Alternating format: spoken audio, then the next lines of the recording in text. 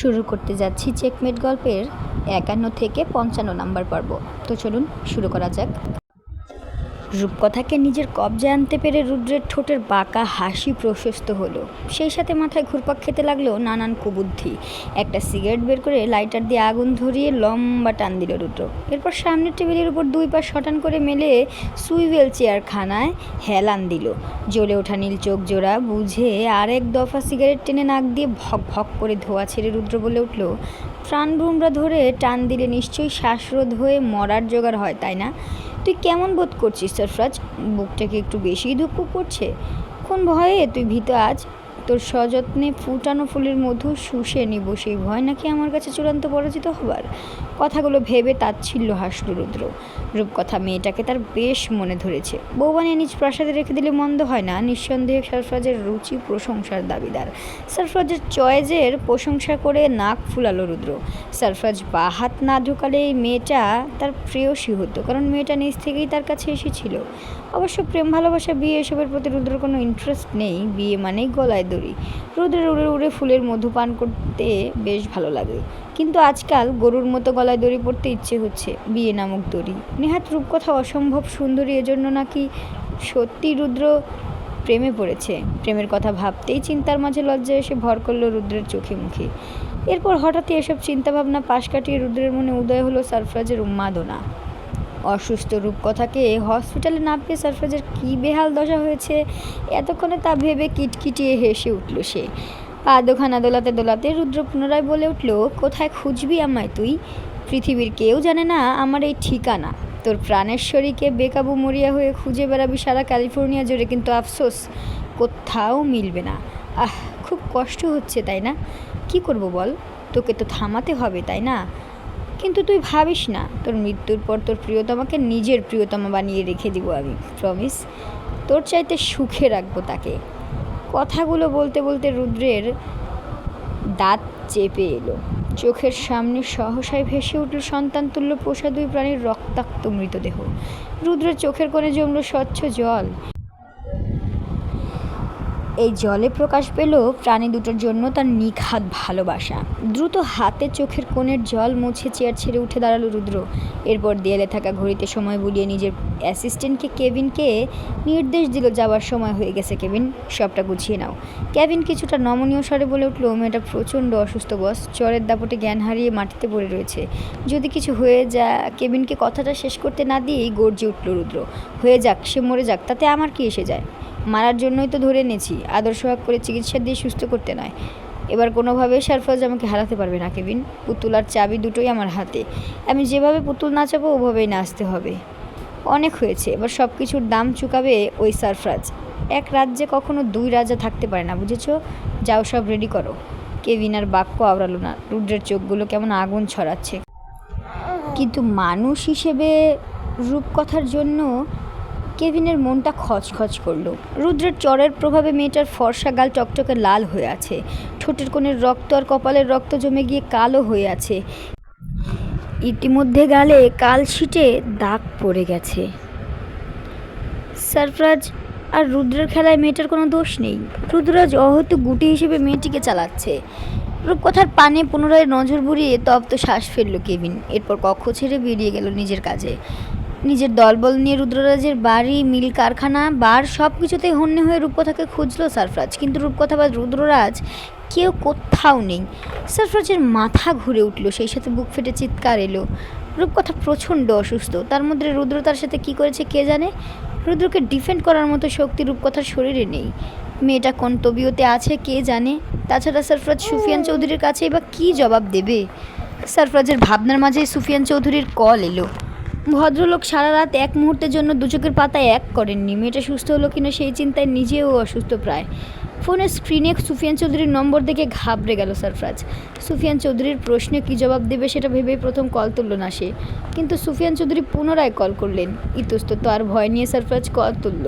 Sarfaraz hello বলতেই সুফিয়ান ব্যতিব্যস্ত হয়ে শুধালেন, আমার মেয়েটার কী অবস্থা সরফরাজ, জ্বর কমেছে?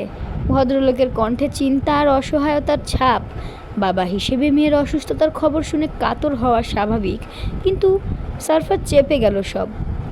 সে কণ্ঠ স্বাভাবিক করে বলে উঠল, জি কমিশনার সাহেব, আপনার মেয়ের জ্বর কমেছে, এখন ঘুমোচ্ছে, ঘুম থেকে উঠলে আপনার সাথে কথা বলিয়ে দেবো। সারফরাজের কথা বিশ্বাস করলেন সুফিয়ান চৌধুরী। সারফরাজের গলাটাও কেমন ক্লান্ত শোনালো। সুফিয়ান ভাবলেন সারাদিন ছেলেটা অনেক ধকল পহিয়েছে, তাই তিনি আর বিরক্ত করতে চাইলেন না সারফরাজকে। অল্প করে শুধু বললেন, তুইও ঘুমা সারফরাজ, সারাদিন অনেক দৌড়েছিস, রাখছি। সুফিয়ানের ফোন কাটতেই মাটিতে ধপ করে বসে ছোট্ট বাচ্চার ন্যায় শব্দ করে কেঁদে উঠল সারফরাজ। আজ প্রথম সুফিয়ান চৌধুরীর নাম শুনেই তার ভয় করছে। মানুষটার সামনে কিভাবে দাঁড়াবে সেই ভয়ে শিউরে উঠছে এই সাহসী মানব। সুফিয়ান চৌধুরীর আদরের মেয়ে সারফরাজ এই দূর দেশে এনে হারিয়ে ফেলেছে, এই কথা কিভাবে জানাবে সে সুফিয়ান চৌধুরীকে? সারফরাজ মাথার চুল কামছে ধরে মাটি থেকে কোনো মতে উঠে দাঁড়ালো। এরপর চোখে মুখে হিংস্রতা ফুটিয়ে ছুটল ড্যানিয়েলের কাছে। ড্যাভিন এখনও ড্যানিয়েলকে বাঁচিয়ে রেখেছে, প্রাণে মারেনি, কিন্তু পাশবিক নির্যাতন সহ্য করতে না পেরে ড্যানিয়েল বারবার মৃত্যুর ভিক্ষা চাচ্ছে। ড্যাভিন যখন ড্যানিয়েলের দাঁত তুলে ফেলার জন্য প্লায়ার্স নিয়ে তেড়ে এলো, এমন সময় সেখানে প্রবেশ করলো সারফরাজ। রক্তাক্ত ড্যানিয়েলকে দেখে সারফরাজের বিন্দু মাত্র মায়া হলো না। সে ড্যানিয়েলের চুলের মুঠি চেপে ধরে হিস হিস করে বলে উঠল, রুদ্ররাজ কোথায়? ড্যানিয়েল সারফরাজের প্রশ্নে চমকে উঠল, এরপর ভাঙা গলায় বলে উঠল, আই ডোন্ট নো। ড্যানিয়েলের জবাবের সাথে সাথে ড্যানিয়েলকে সজোরে লাথি বলা চাইল সারফরাজ। লাথি খেয়ে শব্দ পর্যন্ত করতে পারল না ড্যানিয়েল। সারফরাজ ড্যানিয়েলের গলা চেপে ধরে গর্জে জিজ্ঞেস করলো, তুই জানতিস রুদ্ররাজ রূপকথাকে কিডন্যাপ করে নিয়ে যাবে? ড্যানিয়েল উত্তর করবার আগেই সারফরাজ ড্যানিয়েলের চোখের ভাষা পড়ে নিল। তার মানে ড্যানিয়েল জানতো রুদ্ররাজ নিয়ে যাবে রূপকথাকে। সারফরাজ ড্যানিয়েলকে অসহায় গলায় বলে উঠল, তোকে আমি প্রাণ ভিক্ষা দেবো ড্যানিয়েল, জীবনে প্রথম কাউকে আমি মৃত্যুর দুয়ার থেকে ফেরত পাঠাবো, বিনিময়ে বল রুদ্ররাজ কোথায়? সারফরাজের সাথে দীর্ঘ বছর ধরে কাজ করে আসছে ড্যানিয়েল, সে জানে সারফরাজ কখনো কথার হেরফের করে না। এক কথার মানুষ সারফরাজ, কাউকে মিথ্যা আশ্বাস পর্যন্ত দেয়নি সে কোনো দিন। ড্যানিয়েল যদি তাকে সবটা বলে দেয় তবে নিশ্চয়ই সারফরাজ তাকে এই নরক থেকে মুক্তি দিবে। ভালোবাসার মানুষ বলে কথা, নিজের জীবন ফিরে পাওয়ার খুশিতে চকচক করে উঠল ড্যানিয়েলের চোখ। সে কোনো মতে গুছিয়ে বলে উঠল, আপনার মা যেখানে বন্দি ছিল। সারফরাজ বুঝে গেল ড্যানিয়েল কী বলতে চাইছে। রুদ্ররাজ ক্যালিফোর্নিয়া ছেড়েছে রূপকথাকে নিয়ে। সারফরাজ কপাল স্লাইড করে কিছু ভাবলো, এরপর বাঁকা হেসে ড্যাভিনকে বলে উঠল, কিল হিম। সারফরাজকে অদাভঙ্গ করতে দেখে চিৎকার করে উঠল ড্যানিয়েল। সে পাগলের মতো বলতে আরম্ভ করলো, আপনি আমাকে বাঁচিয়ে রাখার প্রমিস করেছেন, এভাবে কথার বরখেলাপ করতে পারেন না আপনি। সারফরাজ ছোট উঠতে কাঁধ উঁচিয়ে বলে উঠল, তুইও প্রমিস করেছিলি কখনো আমায় ধোকা দিবি না, কিন্তু তোর ধোকা তো আমার জান বের করে নিয়ে গেছে রে ড্যানিয়েল। তোকে বাঁচিয়ে রাখলে কবে না আমার আবার মরণ হয়, তার চেয়ে বরং তুই মর। Happy journey, good bye. বলেই হনহন করে বেরিয়ে এলো সারফরাজ। এরপর লুইস আর ইয়ংকে আদেশ দিল, ক্যাপ্টেন লিওকে জেট রেডি করতে বলো, আর আমার মাকে তৈরি করো, দেশে যাচ্ছি আমরা। এবার একবারে বউ নিয়ে ফিরে আসবো, তার আগে নয়। ঘুটঘুটি অন্ধকার কক্ষ, তাতে নেই এক ফোঁটা আলো চলাচলের পথ। আলো তো দূরে এক বিন্দু বাতাস পর্যন্ত বইছে না। ভ্যাবসা গরমে শরীরে জ্বালা পোলা করছে, মনে হচ্ছে শরীরের মাংস খুলে পড়ে যাচ্ছে। প্রচণ্ড পিপাসায় গলাটাও চৌচির হয়ে ফেটে উঠছে। ক্লান্ত রূপকথা বার কয়েক ফাঁকা ঢোক গেলে গলাটা ভেজানোর চেষ্টা করলো, কিন্তু জ্বরের কারণে মুখটা আঠালো হয়ে আছে। জিভের অগ্রভাগ দিয়ে শুষ্ক ঠোঁটজোড়া লেহন করে বহু কষ্টে আওড়ালো পানি। বদ্ধ কক্ষে রূপকথার গড়ার স্বর নিজের কাছে প্রতিধ্বনিত হয়ে ফিরে এলো। ঝাপসা নিভু চোখে নিজের অস্তিত্ব বোঝার চেষ্টা করলো রূপকথা, কিন্তু কিছুই ঠাহর করতে পারল না। বদ্ধ কক্ষের ভ্যাপসা গন্ধ তার মস্তিষ্কে জানান দিল দীর্ঘদিন এখানে কারোর আসা যাওয়া নেই। নিজের মন্দ ভাগ্যের উপর তাচ্ছিল্য হাসল রূপকথা। বেচারা সারফরাজ কোথায় না তাকে খুঁজে বেড়াচ্ছে, অথচ সে কোথায় বন্দি। রুদ্রের এই নোংরামো দেখে রূপকথার আকাশসম ঘৃণা পেল রুদ্রের উপর। একটা মানুষ কী করে এতটা নিকৃষ্ট হতে পারে রূপকথা জানে না। মনে মনে অগণিত অভিশাপ ছাড়ল রুদ্রের উপর সে। এরপর ঢুলু ঢুলু দুর্বল শরীরে অন্ধকার হাতড়ে ঘরের আনাচে কানাচে হাত বুলালো দরজা খুঁজে পাওয়ার উদ্দেশ্যে। এমন সময় কারোর জুতার খুটখুট শব্দ পাওয়া গেল। চতুর রূপকথা ছটফট অন্ধকার হাতড়ে শক্ত চৌকিটা এসে শুয়ে চোখ বুজে রইল। কেউ হ্যাঁচকা টানে দরজা খুলল। দরজা খুলতেই সূক্ষ্ম আলোক রশ্মি এসে কক্ষ আলোকিত হলো। মানুষটা সেই আলোতে রূপকথাকে দেখলো। এরপর ফোনে কাউকে চট্টগ্রামের আঞ্চলিক ভাষায় বলে উঠল, তার জ্ঞান এখনও ফিরেনি সাহেব। কী করবে এখন? পানি মেরে জাগিয়ে তুলবো? এভাবে না খেয়ে থাকলে তো মরে যাবে। ওপাশ থেকে উত্তর এলো, খিদে পেলে ঠিকই উঠবে, তুমি নিজের কাজে যাও। লোকটি দরজা টেনে বন্ধ করে বাইরে বেরিয়ে গেল। মুহূর্তে আলোকিত কক্ষ আবার অন্ধকারে নিমজ্জিত হলো। মানুষটার মুখের চট্টগ্রামের ভাষা শুনে রূপকথার চোখ কপালে উঠল। বিক্ষিপ্ত মস্তিষ্ক আন্দোলন করে বলে উঠল, হ্যাঁ, এটা বাংলাদেশ। ক্যালিফোর্নিয়াতে প্রচণ্ড চির, অথচ এখানে গরমে দম বন্ধ হয়ে আসছে। তাছাড়া কিছুই, নিশ্চয়ই ক্যালিফোর্নিয়ার সাদা চামড়ার বিদেশিরা ইংরেজি ফেলে চিটাগাংয়ের ভাষা বলবে না, কিন্তু রূপকথাকে কোথায় রেখেছে রুদ্ররাজ? আর সারফরাজই বা তাকে খুঁজে পাবে কীভাবে? বিকেল বেলায় বাংলোর গার্ডেনে বসে আকাশের পানে তাকিয়ে নানান ভাবনায় মজেছেন সুফিয়ান চৌধুরী। সারফরাজকে আজ 2 দিন ধরে ফোনে পাওয়া যাচ্ছে না, রূপকথার ফোনটাও বন্ধ।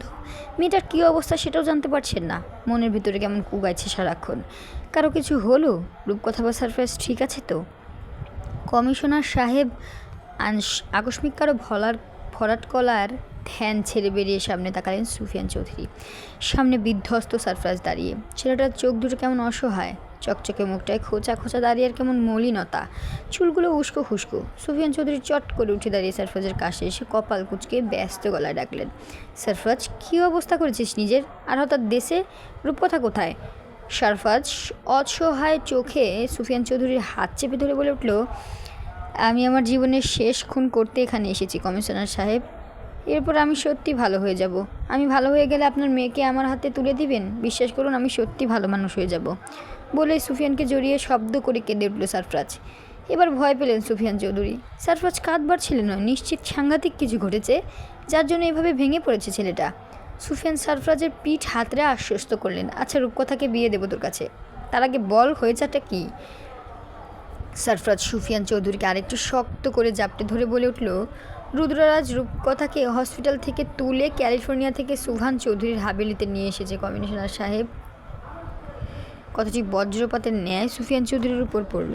সে সারফরাজকে নিজের থেকে ছাড়িয়ে নিয়ে বলে উঠল, কি বলছিস তুই? আমি সত্যি বলছি। বলে তীব্র অপরাধবোধ থেকে মাথা নিচু করে ফেলল সারফরাজ। সুফিয়ান চৌধুরী শক্ত হয়ে পাথরের ন্যায় দাঁড়িয়ে রইলেন। এই কথা রেখা জানলে নির্ঘাত মরে যাবে। সুফিয়ান ইতিমধ্যে রুদ্ররাজের নোংরামি সম্পর্কে জেনেছেন। ছেলেটা মানুষ কম, জানোয়ার বেশি। অবশ্য তার রক্তই পশু, সে আবার মানুষ হয় কী করে? সুফিয়ান চৌধুরী ভয়ার্ত চোখে সারফরাজের পানে তাকিয়ে শুধালো, আমার মেয়েটা বেঁচে আছে তো? সারফরাজ মাথা ঝাঁকিয়ে বলে উঠল, বেঁচে আছে। রূপকথাকে মারার জন্য নেয়নি ও, আমাকে চূড়ান্ত ঘায়েল করতে রূপকথাকে তুলে নিয়ে গেছে সে। রুদ্র জানে রূপকথা আমার সবচেয়ে বড় দুর্বলতা। আমার মাকে ছাড়া আমি অল্প অল্প করে বাঁচতে শিখেছিলাম কমিশনার সাহেব, কিন্তু আপনার মেয়েকে ছাড়া আমি বাঁচতে পারছি না। আপনার মেয়ে আমার অভ্যাস হয়ে গেছে। আমি ঠিকমতো শ্বাসটাও নিতে পারছি না। এই দেখুন আমার বুকে কত কষ্ট হচ্ছে। নিজের কাছের মানুষ হারিয়ে ফেললে কেমন লাগে সারফরাজ?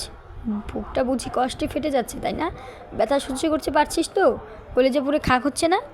রুদ্রের পাঠানো ম্যাসেজখানা দেখে হাতের ফোনটা দূরে ছড়ে মারল সারফরাজ।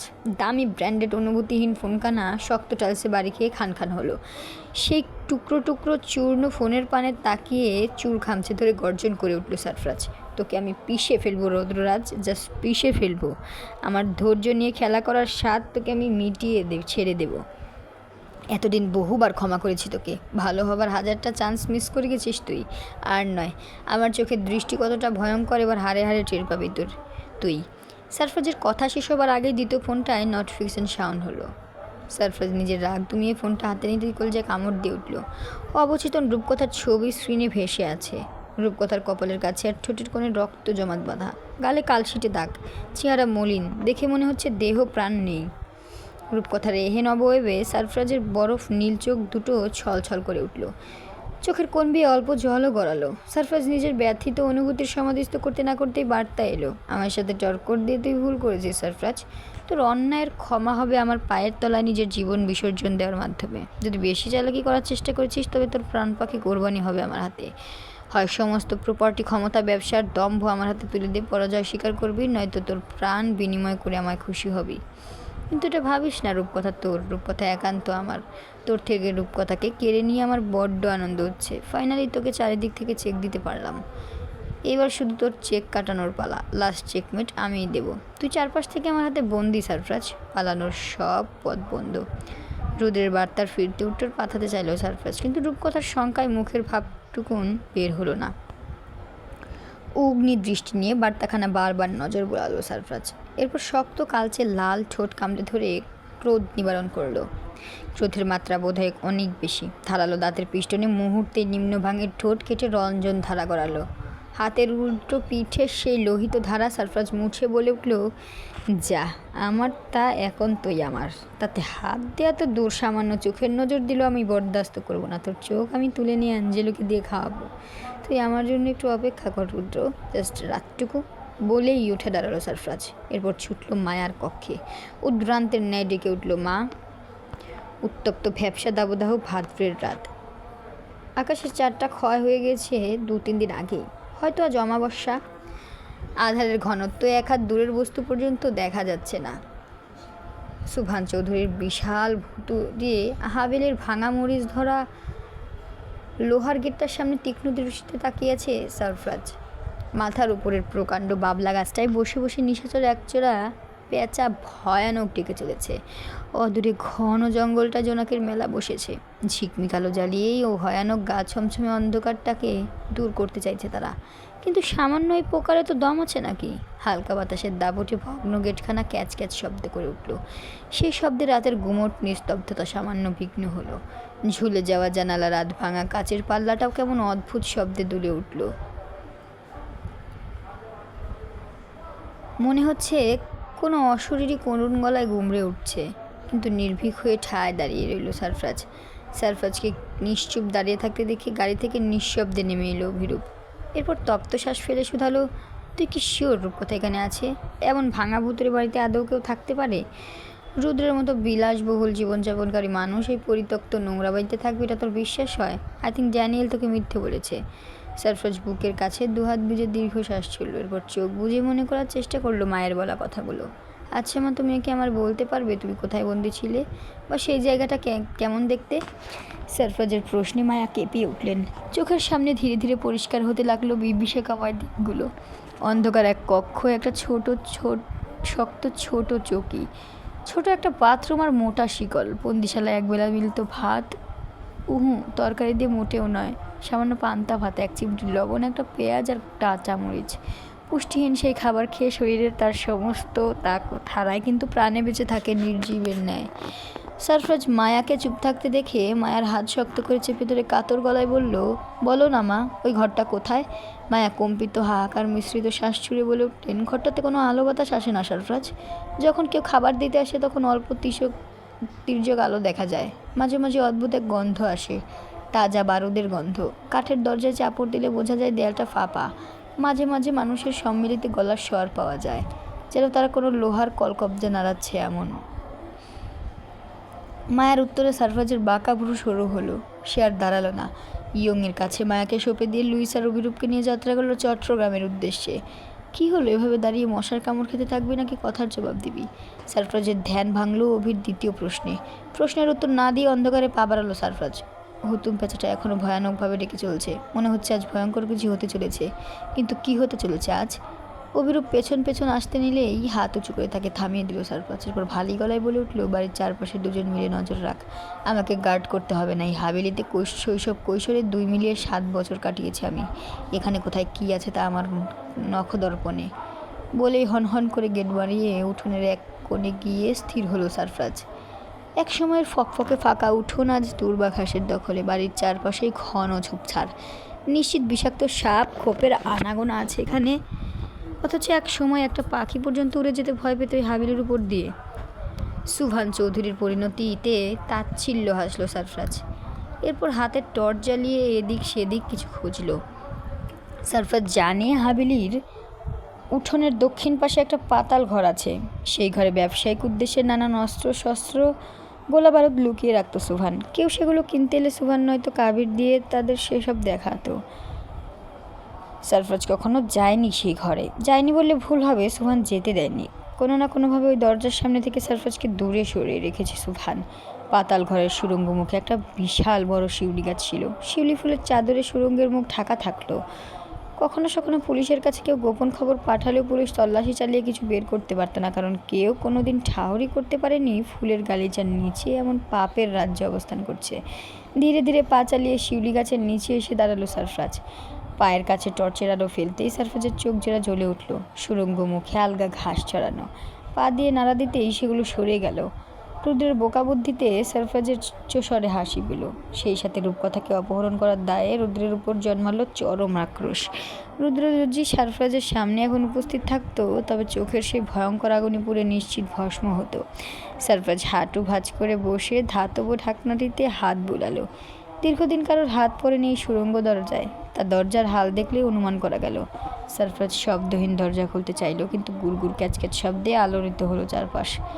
এক ঝটকায় সুড়ঙ্গ দরজা খুলে কোমর থেকে নিজের বন্দুকখানা হাতে নিল সারফরাজ। এরপর অন্য হাতে টর্চ নিয়ে নামলো স্টিলের জংধরা সিঁড়ি বেয়ে। সারফরাজের প্রতিটি পায়ের ধাপ ভয়ানক শব্দ সৃষ্টি করছে, বদ্ধ করে। সারফরাজ যথাসম্ভব চেষ্টা করলো শব্দ এড়াতে। ধীরে ধীরে সারফরাজ নেমে এলো পাতাল মেঝেতে। চারপাশে টর্চের আলো ফেলতে চক্ষু হলো বিস্ফোরিত। এ যেন আরেক চৌধুরী হাভেলি। ভেতরে কংক্রিট আর কাঠ মিশ্রিত বড় বড় তালাবদ্ধ কক্ষ, বসার ঘর সহ দৈনন্দিন ব্যবহার্য জিনিসপত্র দিয়ে ঠাসানো। এখানে কারোর দীর্ঘদিনের বসবাস চোখে আঙুল দিয়ে টনক নড়াচ্ছে। রুদ্ররাজি যে সুভান মৃত্যুর পরে পাতাল ঘরের দেখাশোনা করছে তা যেন স্পষ্ট হলো। বিস্ময় হতবাক হয়ে চারপাশে নজর বুলিয়ে হাতের টর্চ বন্ধ করে ফেলল সারফরাজ। টর্চের আলো নিভতেই দূরের কোনো কোণের এক ঘরের সামনে একটা জ্বালিত মশাল দেখতে পেল সারফরাজ। সে ক্ষীণ আলো অনুসরণ করে এগিয়ে এলো সারফরাজ। কক্ষের সামনে এসে দাঁড়াতেই বাইরে থেকে তালাবদ্ধ দেখা গেল সেই ঘর। আশেপাশে চতুর নজর বুলিয়ে সারফরাজ নিশ্চিন্ত হলো এখানে কেউ নেই, নয়তো দীর্ঘ সময় ধরে যেসব শব্দ হচ্ছে কেউ থাকলে ঠিক এসে আক্রমণ করে বসতো তাকে। রূপকথা আদৌ এখানে আছে কিনা সন্দেহ করে সাইলেন্সার লাগানো বন্দুকটি দিয়ে তালায় গুলি করলো সারফরাজ। শক্ত বৃহৎ তালাখানা গুলির আঘাতে চূর্ণ হয়ে খুলে গেল। সারফরাজ দরজায় সিটকিনি খুলে ভেতরে ঢুকতেই উটকো গন্ধ নাকে চেপে ধরল। এরপর হাতের টর্চ জ্বালিয়ে চারপাশে সতর্ক দৃষ্টি মেলল। টর্চের আলোতে শক্ত ভাঙা কাঠের চৌকিটায় শীর্ণ দেহের রূপকথাকে দেখে সারফরাজের শ্বাস থমকে গেল। সারফরাজ দৌড়ে গিয়ে রূপকথার পাতলা শরীর নিজের বুকে জড়িয়ে কম্পিত গলায় ডেকে উঠল, রূপকথা আমার জান। কিন্তু রূপকথার চোখ মিলে সারফরাজকে দেখল না। সারফরাজ আশেপাশে পানি খুঁজল। চৌকির পাশে ছোট্ট টুলে একটা স্টিলের জগ রাখা। রূপকথাকে ফেলে সেই জগ হাতে নিয়ে জগে থাকা পানি রূপকথার চোখে মুখে ছিটালো সারফরাজ। এরপর ঠোঁট চেপে ধরে অল্প পানি দিল মুখে। কয়েক পল গড়াতেই চোখের পাতা নড়ে উঠল রূপকথার। নিভু নিভু দৃষ্টি মেলে তাকালো রূপকথা। সারফরাজের টর্চের ফকফকে আলো তার চোখ জ্বালিয়ে দিল। মস্তিষ্ক সজাগ হবার আগেই ভয়ে কুঁকড়ে গেল রূপকথা। সারফরাজ রূপকথাকে বুকে জড়িয়ে কপালে অসংখ্য চুমু খেয়ে কেঁদে ফেলল। এরপর অস্পষ্ট গলায় বলে উঠল, আমি এসে গেছি, আর কোনো ভয় নেই। সারফরাজের শরীরের গন্ধে রূপকথা কিছুটা স্থির হলো। এরপর সারফরাজকে দুই হাতে শক্ত করে খামচে ধরে ভয়ার্ত দুর্বল গলায় উত্তেজিত হয়ে বলে উঠল, এখানে আমার অনেক ভয় করছে, আমায় নিয়ে চলো সারফরাজ। রুদ্ররাজ আমাকে এখানে বন্দি করে রেখেছে তোমাকে কষ্ট দেওয়ার জন্য। সারফরাজ রূপকথার মাথায় হাত বুলাতে বুলাতে বলে উঠল, হ্যাঁ আমরা বাড়ি ফিরে যাব। আমি এসে গেছি না, আর কেউ ভয় দেখাতে পারবে না তোমায়। রুদ্ররাজ আমার থেকে তোমায় আর নিতে পারবে না। আম সরি, তোমাকে হসপিটালে ফেলে আমার বাইরে যাওয়া আর উচিত হয়নি। রুদ্রকে এর জন্য চরম মূল্য দিতে হবে। তুমি দেখে নিও, ওকে এর চাইতেও বেশি কষ্ট দিয়ে মারবো আমি, প্রমিস। তাই নাকি? আকস্মিক পুরুষালী গম্ভীর ভারী স্বরে পেছনে তাকালো সারফরাজ। অন্ধকার কক্ষ মশালের আলোয় আলোকিত। কক্ষের দরজায় বুকে হাত ভাঁজ করে তীক্ষ্ণ চোখে তাকিয়ে রয়েছে রুদ্ররাজ। পেছনে 4 জন পুরুষ। রুদ্রের গলার স্বর পেয়ে চিৎকার করে উঠল রূপকথা, আমাকে এই শয়তানের সামনে থেকে দূরে নিয়ে যায় সারফরাজ। একে আমি আর সহ্য করতে পারছি না, আমার দম বন্ধ হয়ে আসছে। ছটফট করতে করতে আর সারফরাজের বুকে লুকাতে চাইছে রূপকথা। লুইস আর অভিরূপকে টেক্কা দিয়ে রুদ্র কী করে এখানে প্রবেশ করলো সেই চিন্তায় সারফরাজের মাথা ঘুরে উঠল। অভিরূপ আর লুইস ঠিক আছে তো? সারফরাজ রুদ্রের পানে বন্দুক তাক করার আগেই রুদ্র কোনো বাছবিচার না করে সারফরাজের বাহুতে গুলি করে দিল। গুলি খেয়ে ব্যথায় কুঁকিয়ে উঠল সারফরাজ। রূপকথা চিৎকার করে উঠল সারফরাজকে জাপটে ধরে। সারফরাজ কোনো কিছু ভাবার আগে রূপকথাকে সারফরাজের কাছে টেনে হিচড়ে নিজের কাছে নিয়ে এলো রুদ্র। এরপর সঙ্গে আসা গার্ডগুলোকে বলে উঠল, ধরে উপরে নিয়ে আয় একে। আমার দাদাজানের অতৃপ্ত আত্মা তৃপ্ত করবো আজ আমি। যেভাবে ও দাদাজানকে মেরেছে ঠিক সেইভাবেই ওকে মৃত্যু দেবো আমি। রূপকথা ছটফট করে উঠল দুর্বল শরীরে। সে রুদ্রের পা জড়িয়ে কেঁদে উঠল, সারফরাজকে ছেড়ে দিন প্লিজ, ওকে মারবেন না। রূপকথার কাকুতিতে রুদ্রের বেশ হাসি পেল। রূপকথার চুল চেপে ধরে উপরে তুলে হিসিস করে বলে উঠল, ওর মৃত্যুর পর তুমি হবে আমার ডার্লিং। হবু স্বামীর সামনে কেউ প্রেমিকের জন্য কাঁদে? ছি, লোকে মন্দ বলবে তো। এমন আদর্শ ভাগ করবো যে সব ভুলে যাবে। রানী করে রাখবো, রানী, বুঝলে? মাথার ব্যথায় চুলের গোড়া চেপে ধরে ক্লান্ত চোখে আর্তনাদ করে রূপকথা বলে উঠল, আমার দেহে এক বিন্দু প্রাণ থাকতে তুই আমায় পাবি না মানুষ। সারফরাজের জীবনের চরম ভুল, সে তোকে বাঁচিয়ে রেখেছে, মামাতো ভাই হিসেবে সে তোকে ক্ষমা করেছে বারবার, কিন্তু তুই ক্ষমার অযোগ্য শয়তান, নিকৃষ্ট লোক, থু। বলেই রুদ্রের মুখে থুতু ছুড়ল রূপকথা। রূপকথার গায়ের যে আমাদের মুখের থুতু মুছে রুদ্র বাঁকা হাসল। এরপর নিজের বুকের সাথে রূপকথাকে মিশিয়ে সারফরাজকে কটাক্ষ করে বলে উঠল, তোর প্রাণভোমরা আমার বুকে, দেখতে বেশ লাগছে না? তোর চাইতে সুদর্শন আমি, তবু ওই বোকামি মানতে চাইছে না, কি মন্দ কপাল আমার শালা। তুই ভুল করেছিস রুদ্র, এর দাম তুই চুকাতে পারবি না, ওকে ছেড়ে দে। সারফরাজকে ধরে রেখেছে চারজনে, তবুও যেন তারা গুলি খাওয়া সারফরাজকে আটকে রাখতে পারছে না। সারফরাজ হিংস্র বন্য পশুর ন্যায় পুনরায় দাঁত চেপে বলে উঠল, তোর বুকের খাঁচা খুবলে ছিঁড়বো আমি রুদ্র, তোর নোংরা হাত আমি কেটে কুকুর দিয়ে খাওয়াবো, ওকে ছেড়ে দে, তোর নোংরা স্পর্শ অপবিত্র হয়ে যাচ্ছে। অধিক রক্তপাতে সারফরাজের মাথা ঘুরে উঠছে, তার শরীর সায় দিতে চাইছে না, মনে হচ্ছে হাত খুলে পড়ে যাচ্ছে। তবুও সারফরাজ চিবিয়ে বলে উঠল, ক্ষমতা থাকলে হাত ছেড়ে দিয়ে বাহাদুরি দেখা, জিন্দা দাফন করে দিয়ে চলে যাবো শুয়োরের বাচ্চা। রুদ্র ঠোঁট উল্টে কাঠ উঁচু করে রূপকথাকে টেনে হিঁচড়ে এগোতে লাগলো। রূপকথা মাটিতে বসে যেতে চাইলো, সে চিৎকার করে অনুনয় করতে লাগলো, আমি সারফরাজকে ছাড়া যাবো না, সারফরাজকে তোমরা মেরো না, ওকে ছেড়ে দাও সারফরাজ, সারফরাজ। কিন্তু রুদ্রের শক্তির কাছে শেষ রক্ষা হলো না রূপকথার। রূপকথাকে কোলে তুলে ছুটল রুদ্র। সারফরাজ পেছন থেকে চিৎকার করে বলে উঠল, আল্লাহর কসম, তোকে মেরে আমি মরবো না রুদ্র, তোর প্রাণ না নিয়ে আমি মরবো না। লুইসের রক্তাক্ত নিথর দেহ পড়ে আছে সুবহান চৌধুরীর উঠানে, পাশেই গুলি খেয়ে অবচেতন অভিরূপ। সারফরাজ কাতর চোখে অভিরূপ আর লুইসকে দেখে চিৎকার করে কেঁদে উঠল। লুইসের সাথে কাটানোর দিনগুলো চোখে ভাসতেই সারফরাজ উন্মাদ হয়ে উঠল। সারফরাজ ভাঙা গলায় ডাকল, লুইস, ওয়াক আপ, হে লুইস।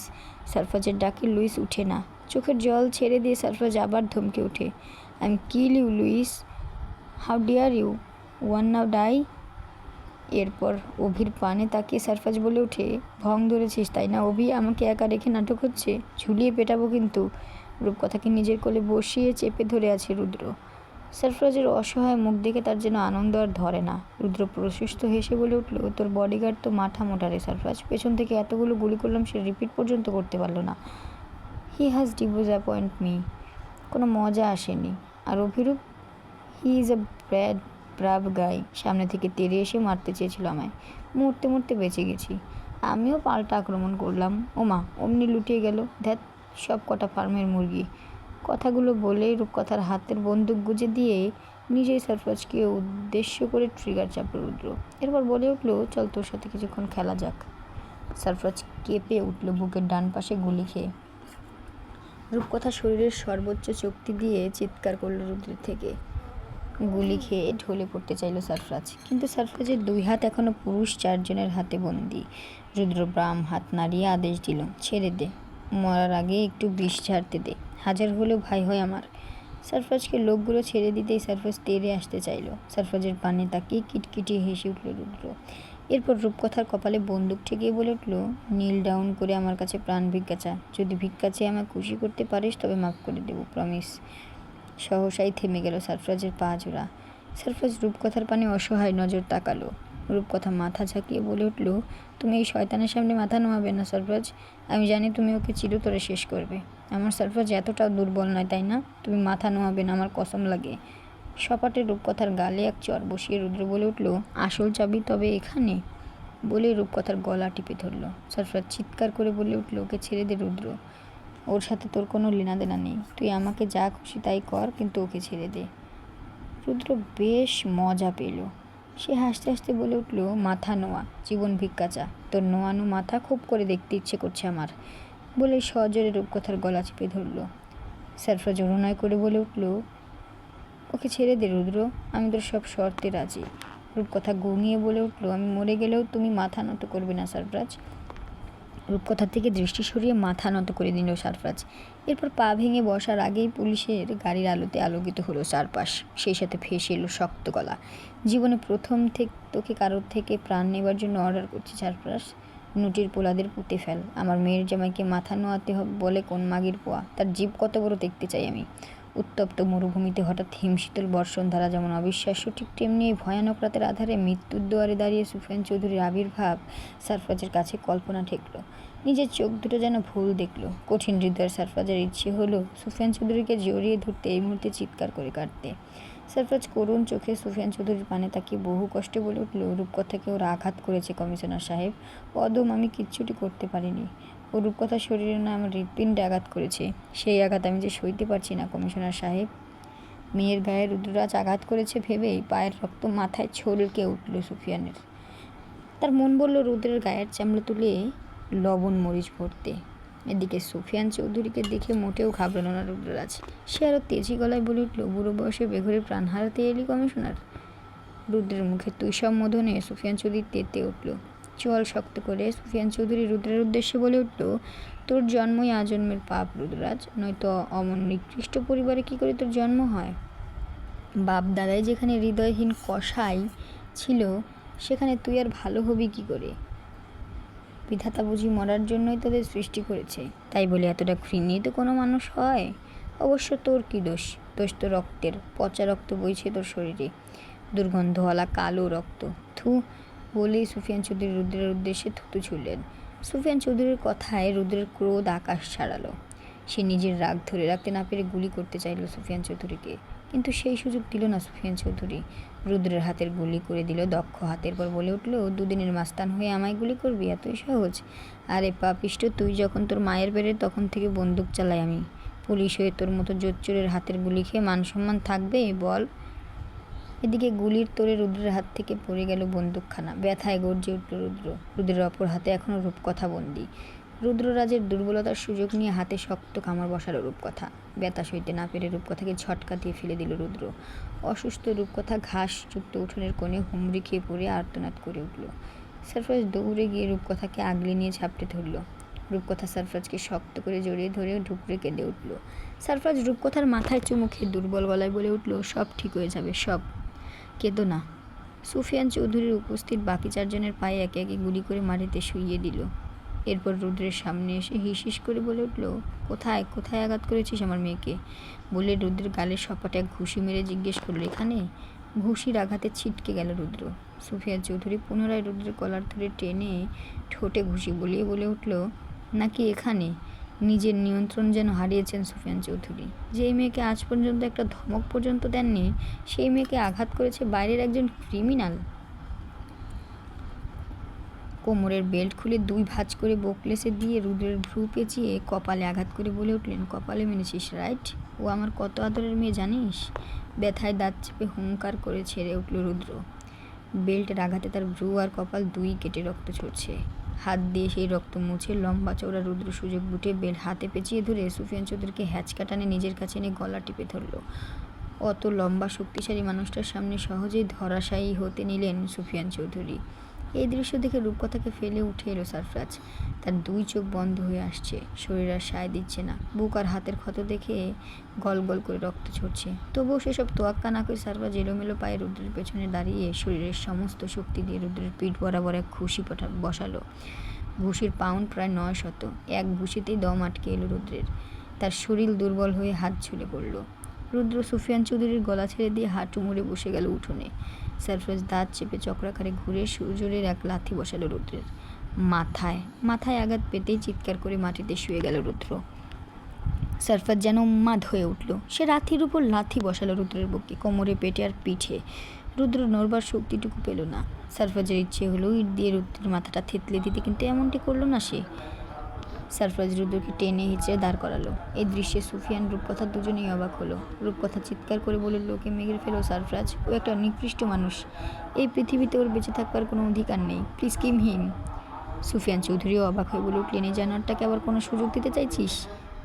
সারফরাজ রুদ্রের ভারী দেহ সহ টলতে টলতে বলে উঠল, ওকে অনেক সুযোগ দিয়েছে কমিশনার সাহেব, আর কোনো সুযোগ আমার কাছে অবশিষ্ট নেই।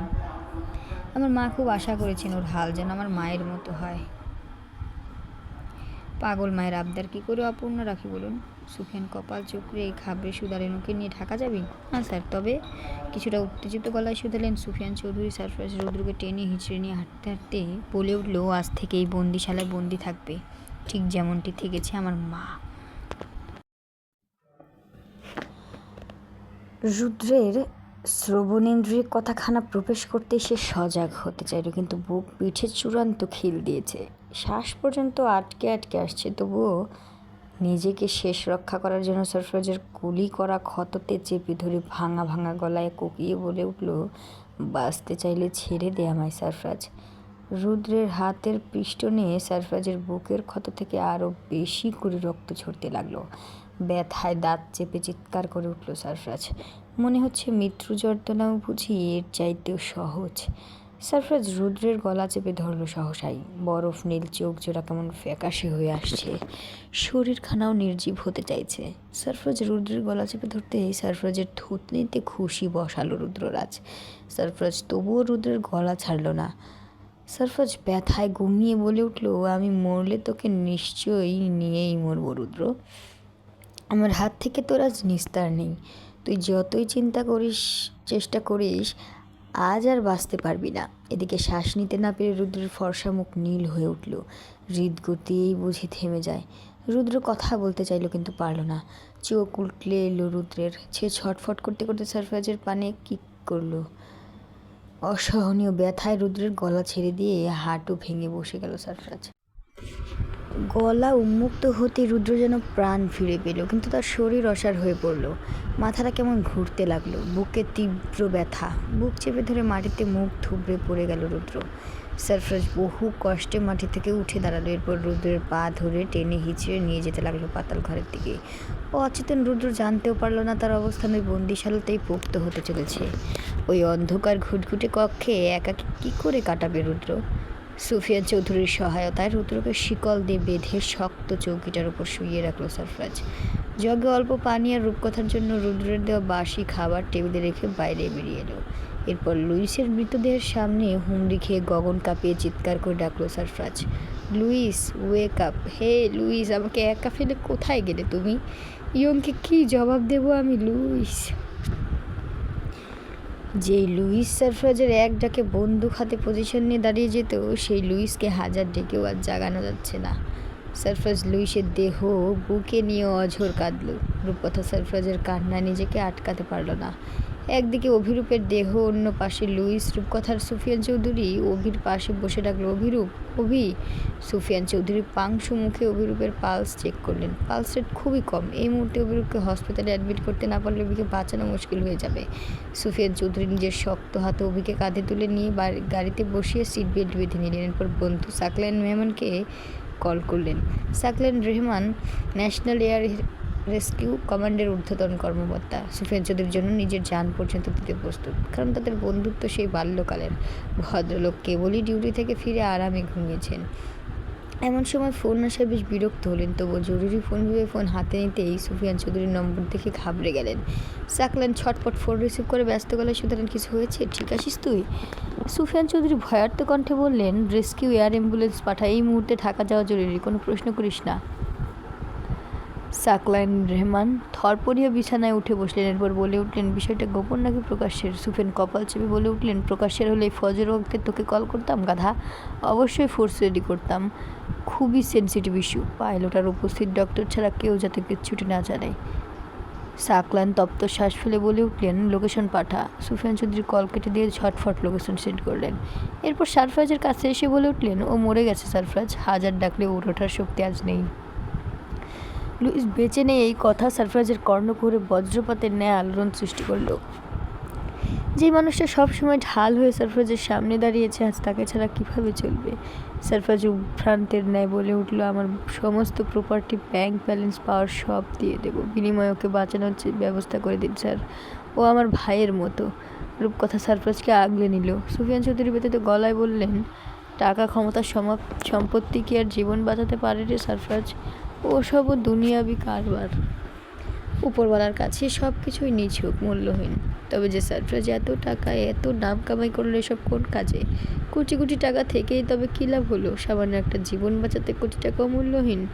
লুইসের নিথর দেহের পানে করুণ নজরে তাকালো সরফরাজ। এরপর মাথা নিচু করে কেঁদে কেঁদে বলে উঠল, আমার জন্য মরে গেলে তুমি লুইস। আমি তোমাকে বাঁচাতে পারিনি, আমায় ক্ষমা করো। হেলিকপ্টারের লাইটের আলোয় চারপাশ ফকফকে হলো, হয়তো কোথায় নামবে তার জায়গা নির্বাচন করছে।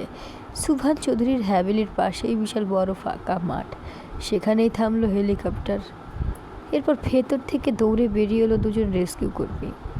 তারা প্রথমে লুইসের নিথর দেহটা তুলে নিয়ে গেল, এরপর অভিরূপকে।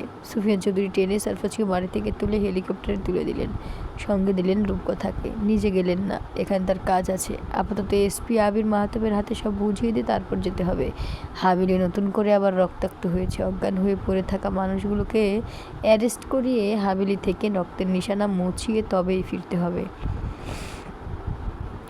এজন্য অপেক্ষা ভোরের আলো ফুটবার। সুফিয়ান চৌধুরী থেকে বিদায় নিয়ে হেলিকপ্টার আকাশে উড়ল। মিনিট ৪৫ বাদে ঢাকার নামকরা বড় একটা হসপিটালের হ্যালিপ্যাডে এসে নামলো তা, যেন আগে থেকেই সব জোগাড় করা। হেলিকপ্টারের দরজা খুলতেই দুজন পুলিশ দৌড়ে এসে ডক্টর আর নার্সদের আদেশ দিলেন, গুলি খাওয়া পেশেন্ট রয়েছে, তাদের দ্রুত অপারেশনের ব্যবস্থা করুন। ইতিমধ্যে সারফরাজ নিজেও জ্ঞান হারানোর অবস্থায় চলে গিয়েছে। নাওয়া খাওয়াহীন রূপকথার প্রাণও যায় যায় অবস্থা। সুফিয়ান চৌধুরী ফোনে সব জানিয়েছেন ডিউটিরত ওসিকে। ওসি সেই মোতাবেক সব কিছু গুছিয়ে রেখেছেন। ৩টি স্ট্রেচারে ৩জনকে তোলা হলো। সারফরাজ রূপকথার হাত চেপে ধরল। নার্স প্রথমে লুইসকে নিয়ে গেল। সারফরাজ নিজের সবটুকু দিয়ে আওয়াজ বের করে বলে উঠল, ওকে কাটবেন না, ও আমার ভাই, এমনিতেই অনেক কষ্টে ওর প্রাণ গেছে, ওকে আর কষ্ট দেবেন না প্লিজ। ওসি ওমর হায়দার সারফরাজকে আশ্বস্ত করলো, আপনি উচ্চতিত হবেন না, ওনাকে পোস্টমর্টেম করা হবে না, স্যার আমাকে সব বুঝিয়ে দিয়েছে, আপনি রিল্যাক্স থাকুন প্লিজ। নার্স সারফরাজকে নিয়ে যেতে পা বাড়ালো। রূপকথার কেমন ভয় হলো। সেই ৬ বছর বয়সে সারফরাজ তাকে যেভাবে ছেড়ে গিয়েছিল সেরকম ভয়। রূপকথা সারফরাজের হাত শক্ত করে চেপে ধরল। নার্স দুজনকে দুদিককে নিয়ে যেতে লাগলো। বাড়তে থাকলো দূরত্ব, একসময় দুর্বল দুই হাত ছাড়াছাড়ি হয়ে গেল। রূপকথা ফুপিয়ে কেঁদে বলে উঠল, এবারও কি হারিয়ে যাবে সারফরাজ? সারফরাজ বোধহয় শুনলো, সে গলা বাড়িয়ে বলে উঠল, অপেক্ষা করবে আমার জন্য রূপকথা, আমি খুব শীঘ্রই ঠিক ফিরে আসবো।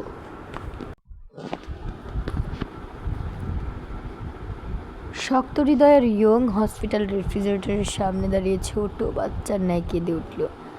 লুইসের রক্তহীন ফ্যাকাশে সাদা মুখ তাকে পীড়া দিল, হৃদয় মুষড়িয়ে তুলল।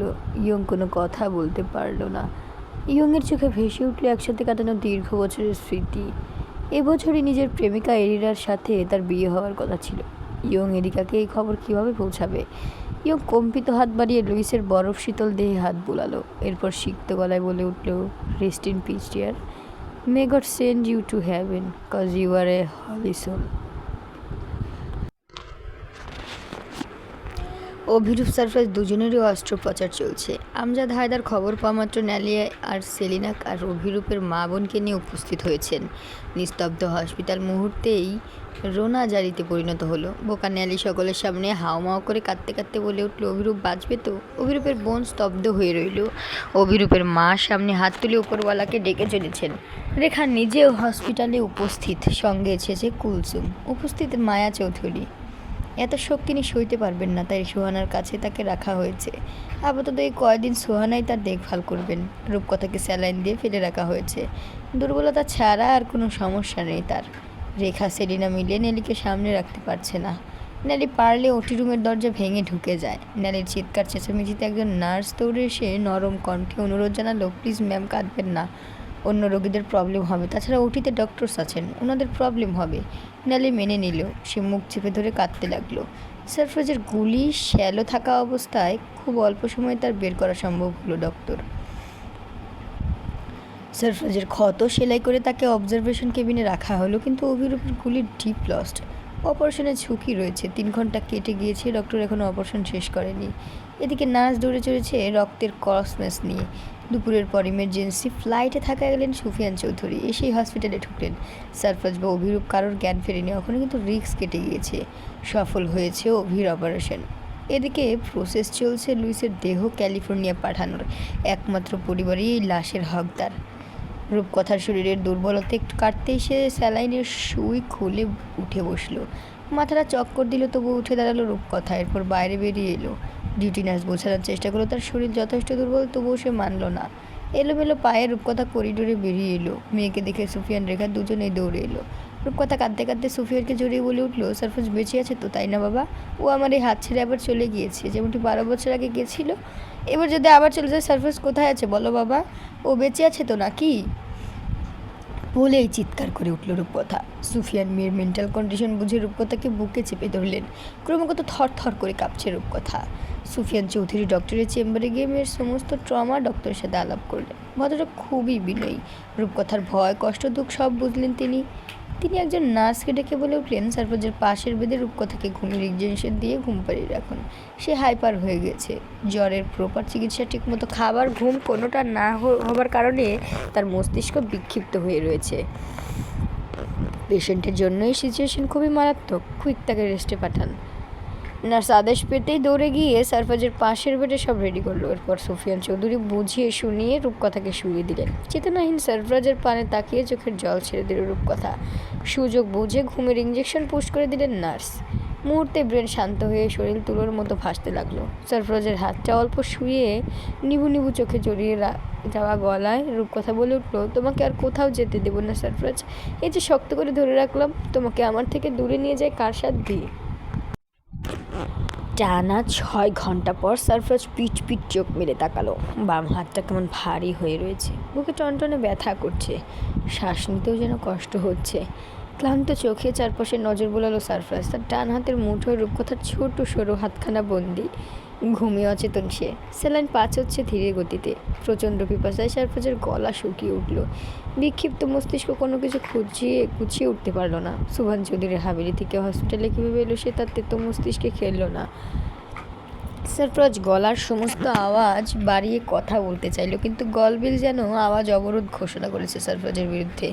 তবুও গলার শিরা ফুলিয়ে সারফরাজ ডাকলো, লুইস, আমাকে এখানে এনেছে কে? সারফরাজ তার ফ্যাঁসে আওয়াজ নিজেই যেন শুনতে পেল না। তাই আরেকবার জোর করে গলায় ডাকলো, অভি। সারফরাজের ডাকে কেউ এলো না। শুধু দৌড়ে এলো নার্স সমেত ডক্টর। তারা সারফরাজকে পেন কিলার ইঞ্জেকশন পুচ করলো ঝটফট। এরপর নিষেধের স্বরে জানালো, প্লিজ শক্তি দিয়ে কথা বলবেন না, রিস্ক এখনও পুরোপুরি কাটেনি। দুটো বুলেট সার্জারি করে বের করা হয়েছে আপনার শরীর থেকে। বলেই ডক্টর সারফরাজের স্যালাইন চেক করে নার্সকে নির্দেশ দিলেন, পেশেন্ট আজ নর্মাল পানীয় জাতীয় খাবার খাবে, কাল থেকে শক্ত খাবার দিতে হবে, আর কোনোভাবেই যেন উত্তেজিত না হয়। সেরকম কিছু হলে ঘুমের ইনজেকশন দিতে বিলম্ব করবেন না। বলেই ডক্টর চলে গেল। ডক্টরের কথা বোধগম্য হতে সময় লাগলো সারফরাজের, কিন্তু গত রাতের বিভীষিকাময় স্মৃতি মস্তিষ্কে হানা দিল। তখন তার বুকে অসহনীয় ব্যথা আরম্ভ হলো। গলার কাছে কান্নার দলা পাখি আটকে রইল। লুইসের নিথর ফ্যাকাশে দেহটা চোখের সামনে পরিষ্কার হলো। হঠাৎ অভিরূপের জন্য সারফরাজ তরপাতে লাগলো। বহু কষ্টে হাতের ইশারায় কাতর হয়ে সারফরাজ ফিসফিস করে শুধালো, অভিরূপ? নার্স বুঝলো সারফরাজের উৎকণ্ঠা। সে সারফরাজকে শান্ত থাকার নির্দেশ দিয়ে উত্তর করলো, ওনার এখনও জ্ঞান ফেরেনি, কিন্তু রিস্ক কেটে গিয়েছে। আশা করি রাতের মধ্যে জ্ঞান ফিরবে, আপনি প্লিজ ঘুমান। বলে নার্স চলে গেল। গিয়ে অপেক্ষারত সুফিয়ান চৌধুরীকে জানালো, পেশেন্টের জ্ঞান ফিরেছে, রাতে দেখা করতে পারবেন, আপাতত তাকে রেস্ট করতে দিন। রেখা বসা থেকে উঠে ব্যস্ত গলায় সিক্ত কণ্ঠে শুধালো, আমার মেয়ে ঘুমুচ্ছে, মনে হচ্ছে রাতের আগে জেগে উঠবে না, শরীর বেশ দুর্বল। উনি যত ঘুমাবেন তত ওনার জন্যই ভালো, টেনশন করবেন না, আসছি, কোনো প্রবলেম হলে ইনফর্ম করবেন। বলেই নার্স চলে গেল। দুপুর গড়িয়ে বিকেলের প্রারম্ভ। ন্যালিকে এখনও হসপিটাল থেকে বাইরে বের করা যায়নি। সে একই জায়গায় বসে নিঃশব্দে কেটে চলেছে শুধু। আমজাদ হায়দার জোর করে মেয়ের এক বিন্দু পানি পর্যন্ত খাওয়াতে পারেননি। সেলিনা মেয়েকে অনেক কিছু বোঝানোর চেষ্টা করে শেষমেশ ব্যর্থ হয়ে তসবি জুগছেন। হসপিটালের বেডে চিত হয়ে শুয়ে আছে সারফরাজ। লুইসের মৃত্যুর জন্য তার নিজেকেই দায়ী মনে হচ্ছে। রুদ্ররাজ সারফরাজের শিকার ছিল। বাঘ সিংহের জন্য যুদ্ধে লুইসকে এনে মস্ত বড় ভুল করে ফেলেছে সে। এই ভুলের মাসুল কী করে চুকাবে সারফরাজ তা জানে না। এরিকাকে কী বলে সারফরাজ সান্ত্বনা দেবে তাও তার অজানা। আর লুইসের পরিবার, লুইসের মা আর ছোট অটিজমে আক্রান্ত ভাইটাকে কীভাবে সারফরাজ জানাবে তাদের ভালোবাসার লুইস আর বেঁচে নেই। লুইসের মায়ের শেষ ভরসাই তো ছিল লুইস। মিসেস লুনা ছেলের গুলিবদ্ধ চেহারা সইতে পারবে তো? সারফরাজের মস্তিষ্ক চিরবিরিয়ে উঠল। জীবন অর্থহীন লাগছে। যদি অভিরূপের কিছু হয়ে যেত তখন অভির মাকে কী জবাব দিত সে? সারফরাজের ফ্যাকাশে বরফ নীল চোখে জল উপচাল।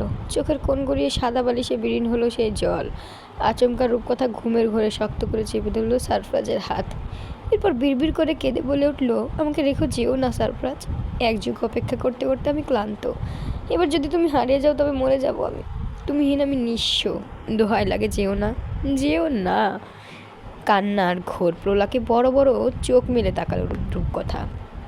ব্যস্ত ভয়ার্ত ভঙ্গিতে পাশ ফিরে সারফরাজকে চেতনা অবস্থায় দেখে দুর্বল শরীর টেনে হিসেবে সারফরাজের কাছে এসে সারফরাজের পেট জড়িয়ে হু হু করে কেঁদে উঠল। সারফরাজ হাত বাড়িয়ে রূপকথার চোখের জল পর্যন্ত মুছিয়ে দিতে পারল না। ধীর গলায় শুধু বলল, কোথাও যাব না তোমাকে ফেলে, প্রমিস, কিন্তু মরণ এলে ভিন্ন কথা, ওখানে আমার হাত নেই। রূপকথা উঠে বসে সারফরাজের মুখ চেপে ধরে কপালে চুম্মু আঁকলো। এরপর বুকের ব্যান্ডেজের উপর হাত বুলিয়ে সিক্ত গলায় শুধালো, এখন ভয়ানক কথা বলো না, তোমার অনুপস্থিতি আমি সইতে পারবো না, তার আগে আমার মরণ হোক। সারফরাজ তিক্ত চোখে রূপকথার পানে তাকিয়ে বলে উঠল, সেদিন সেই ছোট্ট মেয়েটা আজ কেমন বড় বড় কথা বলছে দেখো। যদি জানতাম এই মেয়ে এমন বড় হয়ে আমাকে ফাঁসাবে তাহলে জীবনেও সঙ্গ করে আনতাম না। এত এত ভালোবাসার প্রতিদান কি করে দেবো আমি, বলো তো?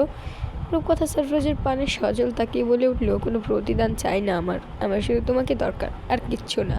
এরপর সারফরাজের ব্যান্ডেজ আলতো ছুঁয়ে শুধালো, অনেক কষ্ট হচ্ছে না? সারফরাজ অল্প মাথা ঝাঁকালো। এরপর বলে উঠল, প্রচণ্ড পিপাসা পেয়েছে আমার। রূপকথা স্যালাইনের সুই হাত থেকে টেনে খুলে বেডেন থেকে নামলো। এরপর ইন্টারকমে ফোন করে নার্সকে ডাকলো। দৌড়ে নার্স এসে ড্রপার দিয়ে অল্প পানি সারফরাজের ঠোঁটের কাছে ফেললো। সারফরাজ নাক ফুলিয়ে ধমকাতে চাইল নার্সকে, কিন্তু আজ তার সেই শক্তি তার নেই। সারফরাজ ফিসফিস করে শুধালো, আপনি মজা লুটছেন সিস্টার? রেগে গেলে কিন্তু ফল খুব খারাপ হবে। কিডন্যাপ করে জঙ্গলে নিয়ে ফেলে আসবো বলে দিলাম। নার্স বিনয়ী স্বরে বলে উঠল, আপনি এই মুহূর্তে ঢকঢক করে পানি খেতে পারবেন না স্যার, আমায় ক্ষমা করুন, এভাবে অল্প অল্পই খেতে হবে। সারফরাজ চোখ বুজে কথাটা হজম করে বলে উঠল, আমার হাতের স্যালাইন খুলে দিন, আমি উঠে বসতে চাই, এভাবে অসাড় মানুষের মতো শুয়ে থাকতে ভালো লাগছে না। নার্স মাথা নত করে ইতস্তত জবাব দিল, এসব কিছুই করা সম্ভব নয় স্যার, আপনার নিজেরই সমস্যা হবে। সারফরাজ এবার চটে গেল। কমজোর গলায় সে ধমকে উঠল, আপনার ডক্টরকে ডাকুন, নয়তো আমি তান্ডব না যাবো এই হসপিটালে, বলে দিলাম। একজন সাধারণ মেয়ে মানুষে আমার সকল অর্ডার ডিক্লাইন করছেন, দম আছে বলতে হবে। নার্স মাথা ঝাঁকিয়ে বাইরে বেরিয়ে গেল। নার্স চলে যেতেই রূপকথা সারফরাজের মাথায় হাত বুলে তাকে শান্ত হতে অনুরোধ করল। এরপর নরম গলায় বলল, এই মুহূর্তে তোমার হাইপার হওয়া একদম ঠিক হচ্ছে না, তাছাড়া বুকে কত বড় ব্যান্ডেজ তুমি দেখেছো, বুকে চাপ লাগলেও তুমি ব্যথা পাবে। সারফরাজ কিছুই উত্তর করবার আগে এই ডক্টর এলেন। এসে সারফরাজের উদ্দেশ্যে বলে উঠলেন, আপনি প্লিজ অবুঝ বাচ্চার মতো বিহেভ করবেন না মিস্টার সারফরাজ, এখনই হাঁটা উঠা চলা বসার সময় হয়নি। আপনি বুকে গুলি খেয়েছেন, আরেকটু হলেই ফুসফুস ড্যামেজ হতো। আল্লাহ আপনার সহায় ছিলেন, নর্মাল সিচুয়েশন জটিল করবেন না প্লিজ, বলে ডাক্তার নার্সকে বেডে নির্দেশ করে বলে উঠলেন, ওনার বেড হুইল ঘুরিয়ে মাথাটাকে অল্প একটু উঁচু করে দিন, আর সন্ধ্যার পর চিনি ছাড়া র চা আর একটা ভেজিটেবল স্যুপ দিবেন, বলে প্রেশার চেক করে চলে গেলেন ডক্টর। নার্স বেডটা একটু উঁচু করে রূপকথাকে বলে উঠলো, আপনি পেশেন্টের সাথে একটু কথা কম বলবেন ম্যাম প্লিজ, ওনার কথা বলাও নিষেধ। ভয়ে ভয়ে ভয়ে কেটে পড়ল নার্স। সারফরাজ চোখ বুজে চোয়াল শক্ত করলো। হসপিটালের এত এত নিষেধাজ্ঞা তার শুনতে মোটেও বুঝছে করছে না। আর সে রূপকথাকে বলে উঠল, নার্সের কথা বাদ দাও, তুমি আপাতত একটা গান গাও, খুব বোরিং লাগছে, বমি পাচ্ছে, মাংস দিয়ে ভাত খেতে ইচ্ছে করছে, গত রাত দুপুরে একটু ভাত খেয়েছিলাম, আজ রাত হতে চললো, ওসব স্যুপ টুপ ঘাস পাতার রস খেয়ে আমার রাত যাবে না। রূপকথা সারফরাজের কঠিন মুখের পানে তাকিয়ে চুপচাপ বসে রইল। সারফরাজ রূপকথার পানে তাকিয়ে বলে উঠল, কী হলো, গান গাও, ওই যে জলের ঘরে বলা বিখ্যাত যৌবনের গানগুলো, ওসব গানে বেশ এনার্জি আছে বুঝলে।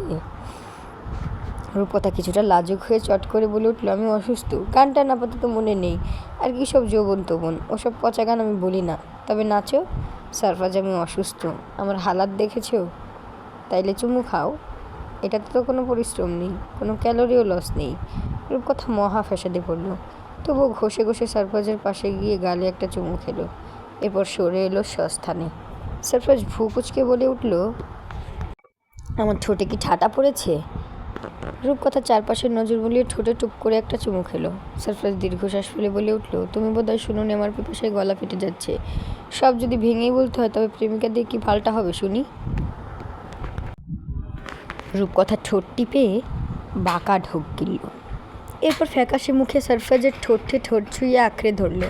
নির্লজ্জ সারফরাজ ফায়দা লুটাতে মরিয়া হয়ে উঠল। হাতের স্যালাইনের সুই ছুঁড়ে ফেলে রূপকথাকে শক্ত করে বুকে জড়াতে ইচ্ছে হলো, কিন্তু নিরুপায় রইল। এদিকে রূপকথার দম বন্ধ হবার জোগাড় হলো, কিন্তু সারফরাজ কোনো দয়া দেখালো না। সময় কত হলো তারও হিসেব কমলো না। রূপকথার যখন প্রাণ যায় যায় অবস্থা, তখন সারফরাজ ছেড়ে দিল রূপকথার ঠোঁটের দখল। এরপর ক্লান্ত গলায় বলে উঠল, রাতে আরেকবার এসো তো, আপাতত পানি ছাড়া চলে যাবে কয়েক ঘন্টা। রূপকথা তার লাল হয়ে আসা ঠোঁটে হাত বোলাতে বোলাতে বলে উঠলো, তুমি মানুষ নাকি অন্য কিছু? সারফরাজ বালিশে মাথা হেলিয়ে চোখ বুজে বলে উঠলো, আমি জোক, সব শুষে নেব। জোকে আমার ভয় আছে। আমি মানুষরূপী জোক, এই জোক তোমায় ভয় দেখাবে না, সুখের সাগরে ভাসাবে। সময় এলে সব টের পাবে। যাও, দূরে যাও। আমার গরম লাগছে, হার্ট অ্যাটাক হচ্ছে। তোমাকে নিয়ে এক্সারসাইজ করতে ইচ্ছে করছে। রূপকথা কপাল কুঁচকে বলে উঠল, এক্সারসাইজ? এটা এক্সারসাইজ করার সময়? সারফেস দুষ্টু চোখে রূপকথাকে একবার দেখলো, এবার দুষ্টু বাঁকা হেসে বলল, এটা অন্য এক্সারসাইজ, বুঝবে না, সব তোমার বাপের দোষ। যাও ঘুমাও। সন্ধ্যার পর অভিরূপের জ্ঞান ফিরল। অভিরূপের জ্ঞান ফিরতে অভির মা নামাজে বসলেন। অভির বোন অন্তু খেদে ডক্টরকে অনুরোধ করলো, ভাইয়াকে প্লিজ একবার দেখতে চাই, কোনো কথা বলবো না, শুধু দূর থেকে দেখেই চলে আসবো। ডক্টর রাজি হলেন। আইসিইউর বাইরের দরজায় অভির বোনকে দাঁড় করালেন। কাচের দরজায় ফাঁক দিয়ে যেটুকু দেখা গেল, অন্তত সেটুকু দেখেই চোখের জল মুছতে মুছতে বেরিয়ে এলো।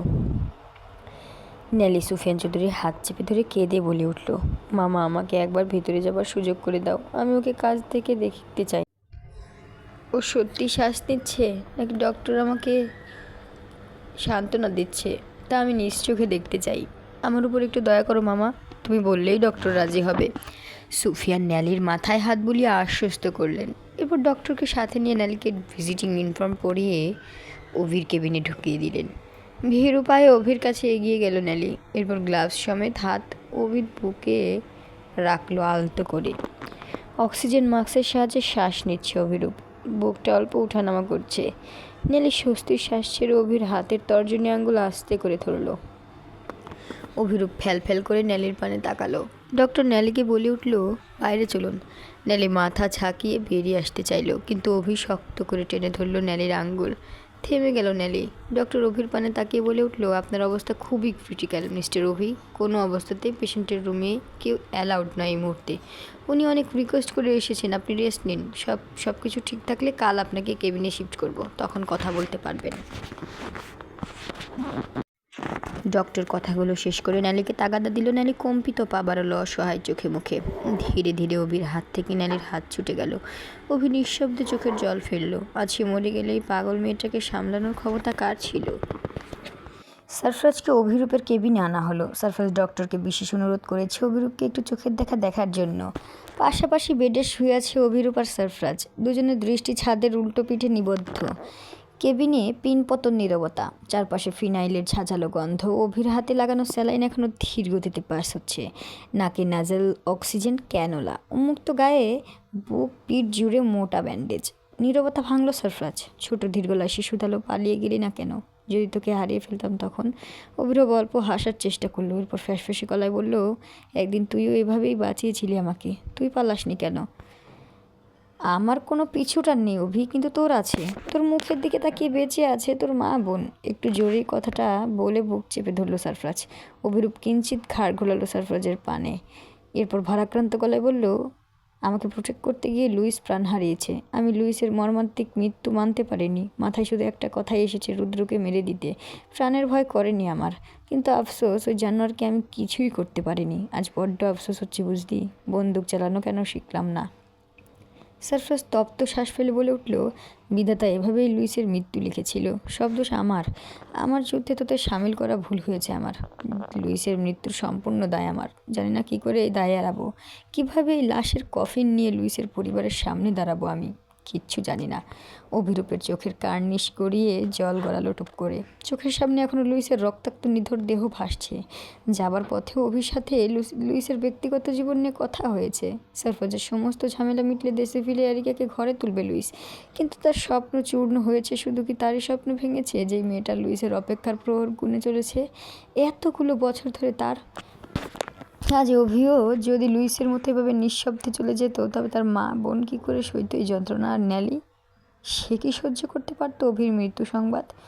ব্যথায় জর্জরিত হাতে চোখের জল মুছল অভিরূপ। এরপর সারফরাজকে উদ্দেশ্য করে বলে উঠল, ভাগ্যের উপর কারো হাত নেই সারফরাজ, বিধাতা যেমন চাইবেন সেভাবেই হবে সবটা।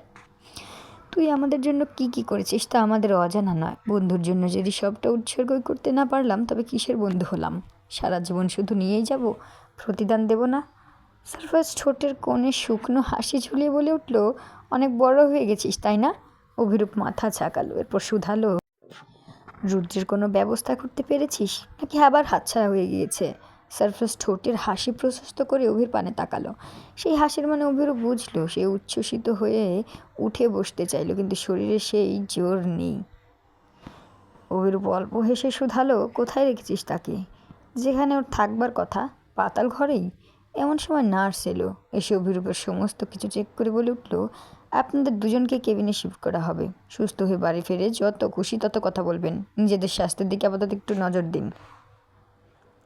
সারফারাজ ফট করে নার্সকে শুধালো, বাড়ি ফিরেই বিয়ে করতে পারবো সিস্টার? অ্যাকচুয়ালি আমাদের দুজনেরই বিয়ে আছে সামনে, বুঝতেই পারছেন এক্সারসাইজের একটা ব্যাপার আছে, তাই কোনো রিস্ক আছে নাকি জানতে চাচ্ছি। নার্স লজ্জায় মাথা নুয়ে ঠোঁট টিপে হেসে বলে উঠল, জমের দুয়ার থেকে ফিরে এসেছেন, একটু তো ভালো হান। সারফারাজ অবাক চোখে শুধায়, খারাপটা করলাম কি সিস্টার? নার্স কোনো মতে হেসে বলে উঠল, এক্সারসাইজ করতে হলে আরও 2 মাস অপেক্ষা করতে হবে, এখন প্রসাব দিতে গেলে প্রাণ যাবে। আর দাঁড়ানো না নার্স। হাসতে হাসতে সে কেবিন ত্যাগ করলো। নার্স যেতেই বুক চেপে শব্দহীন হাসলো অভিরূপ। এরপর সারফারাজের উদ্দেশ্যে বলে উঠল, একটু তো লাগাম দে ভাই। সারফারাজ চট করে শুধায়, লাগামটা দেবো কোথায়? সব কিছুই আপাতত লাগাম ছাড়া হয়ে রয়েছে। অভিরূপ বলে, শালা মরলে সরাসরি দোজগে যেতি। সারফারাজ রয়ে শুয়ে বলে, তা তো যেতামই। আচ্ছা এবার তওবা করে ভালো মানুষ হয়ে যাব। আগে ভালো মানুষ হয়ে দেখা হতচ্ছাড়া, নইলে মেয়ে দিচ্ছি না তোমায়। আকস্মিক সুফিয়ান চৌধুরীর গলায় হকচকিয়ে উঠল সারফারাজ। এরপর অরুণার স্বরে বলে উঠল, এতটা নিষ্ঠুর হবেন না কমিশনার সাহেব। আমার পরে প্রেম করে আগে বিয়ে করে ফেলেছে অভিরূপ। নিজের জুনিয়রকে কিছুতেই সব কিছুতে ফার্স্ট হতে দিতে পারি না। মান ইজ্জতের একটা ব্যাপার আছে। আপনার মেয়ের আগে ন্যালির বিয়ে হয়ে গেলে আপনার মেয়ে আমায় খুন করে ফেলবে। সুফিয়ান চৌধুরী কপাল কুঁচকে উত্তর করলেন, মরতে বসেও বিয়ের শখ জাগছে তোর? আপনার মেয়ের জন্য ফিরে এসেছি কমিশনার সাহেব, আমার উপর দয়া করুন, নয়তো হ্যাক্সিসল খেয়ে জীবন দিয়ে দেবো। আর মরার আগে আপনার মেয়ের কান ভাঙামো আপনার নামে। মেয়ের সামনে আজীবন দোষী হয়ে থাকবেন। সুফিয়ান চৌধুরী প্রশস্ত হেসে বলে উঠল, ঘক ঘক করে হ্যাক্সিসল খা, ভেতরের ক্ষত তাড়াতাড়ি শুকাবে, কোনো ক্ষতি নেই, অ্যান্টিবায়োটিকের চাইতে ভালো কাজ করবে। সারফারাজ অসহায় চোখে সুফিয়ান চৌধুরীর পানে তাকে বলে উঠল, ভালো মানুষটি হয়ে আর থাকবো না কিন্তু কমিশনার সাহেব, এই আমি বলে দিলাম। চরিত্রে কলঙ্কের দাগ পড়লে কিন্তু আপনার দোষ। 1 সপ্তাহের মধ্যে আপনার মেয়েকে যদি আমার হাতে না দেন, তবে আমি চিরকুমার সঙ্গে গিয়ে নাম লেখাবো। তখন মেয়েকে কার হাতে দিবেন শুনি? তুই বরং তাই কর, এতে আমিই বেঁচে যাব। আর আমার মেয়েকে নিয়ে তোর অত ভাবতে হবে না। কত ছেলে লাইন ধরে আছে আমার মেয়ের পেছনে তুই জানিস? আগুন ধরিয়ে দিব সবগুলোর পাছায়। একটু আগেই না তওবা করে ভালো হলি, এখনও পড়িনি, পড়তে চেয়েছি। তাড়াতাড়ি পর হতচ্ছাড়া। অসহনীয় ভ্যাপসা উত্তাপ, মশার কামড়, তীব্র ক্ষুধার যন্ত্রণায় উন্মাদ হয়ে উঠল রুদ্র। জাহান্নামের চাইতে কোনো 100 কম নয় পাতাল ঘর। এক বিন্দু বাতাস পর্যন্ত মাটির ফাঁক গলিয়ে এখানে আসতে পারছে না। তার মধ্যে ঘুটঘুটে অন্ধকার যেন চোখ দুটোকে গিলে খাচ্ছে। প্রচণ্ড পিপাসায় রুদ্রের গলা ফেটে যাচ্ছে। শুষ্ক ঠোঁটজোড়া জিভ দিয়ে ভিজিয়ে চিৎকার করে উঠল রুদ্র, এই কে কোথায় আছিস? আমার পায়ের শিকল খুলে দে। শুকনো গলায় চিৎকারের সঙ্গে সঙ্গে কাশি উঠল। অন্ধকার হাতড়ে পানির জন্য মরিয়া হয়ে উঠল রুদ্র। খুঁজতে খুঁজতে একটা পানির জগ পেল। জগে অল্প পানি, সেটাই ঝকঝক করে সাবার করলো, কিন্তু তার পিপাসা মিটল না। এদিকে 2 দিন ধরে না খেয়ে থেকে পেটের নাড়ি ছিঁড়ে যাবার জোগাড় হলো। পুরো ঘরবাসী খাবারের গন্ধে ভরে রয়েছে। এক হাতে নাক চেপে ধরে রুদ্র বলে উঠল, এর চাইতেও দুর্বিষহ অবস্থা করব আমি তোর সারফারাজ, শুধু একবার বের হতে দে আমায়। রুদ্র পান পণে চেনা পরিচিত সকলের নাম ধরে চিৎকার করে ডাকতে লাগলো, কিন্তু কারোর সাড়া পাওয়া গেল না। এমন সময় কেউ পাতাল ঘরের দরজা টেনে সরালো। দরজার ঘর ঘর শব্দে রুদ্রের ঠোঁটের কোণে হাসি ফুটল। চোখে মুখে আবিদার চোখ ফুটিয়ে কাঠের আধ ভাঙা চৌকিটার উপর বসল রুদ্র। এরপর অপেক্ষা করতে লাগলো মুক্তির। ঠক ঠক পায়ের শব্দ ধীরে ধীরে এগিয়ে আসছে। রুদ্রের কক্ষের দরজা খুলতেই অল্প মশালের আলো রুদ্রের কক্ষ আলোকিত করল। সেই আলোর উৎস ধরে দরজার পানে দৃষ্টি নিবদ্ধ করল রুদ্র। দরজায় দিয়ে দাঁড়িয়ে তাকে রুদ্র চেনে না। মানুষটা ধীরে ধীরে পা ফেলে রুদ্রের সামনে এসে দাঁড়ালো। এরপর হাতের খাবারের বক্স টেবিলে রেখে ভারী গলায় শুধালো, তোর বন্দি জীবন শুরু হয়ে গেছে রে শয়তান। এখন থেকে রোজ রোজ মুক্তির প্রহর গুনবি, কিন্তু সেই প্রহর আর আসবে না। ও হ্যাঁ, আর একটা কথা, 2 দিন পর পর মিলবে 1 বেলা খাবার। একটা ভাতের কণাও নষ্ট করবি না, চেটে পুটে খাবি, বুঝলি? যদি নষ্ট করেছিস তবে 7 দিন পর পর খাবার মিলবে। বলে কিটকিটিয়ে হাসলো লোকটি।